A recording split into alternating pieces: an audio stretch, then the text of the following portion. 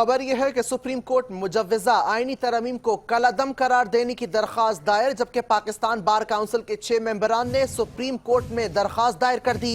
आबिद जुबैरी, शफकत महमूद, शहाब सरकी, इश्तियाक अहमद, मुनीर काकड़ और दीगर ने दरख्वास्त दायर की है। अहम खबर के हवाले से अपने नाज़रीन को अपडेट करें कि सुप्रीम कोर्ट में मुजव्वजा आईनी तरमीम को कलअदम करार देने की दरख्वास्त दायर कर दी गई।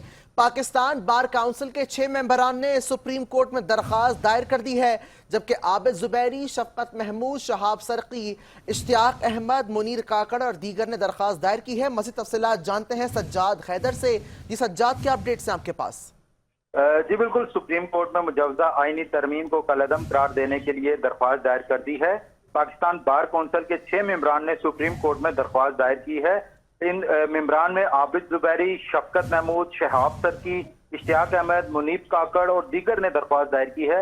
मुजव्वजा आईनी तरमीम को गैर आईनी करार दिया जाए, ये दरख्वास्त में इस्तदा की गई है, जबकि मजीद कहा गया है कि मुजव्वजा आईनी तरमीम को इख्तियारात की तकसीम और अदलिया की आज़ादी के खिलाफ करार दिया जाए और वफाकी हुकूमत को आईनी तरमीम से रोका जाए।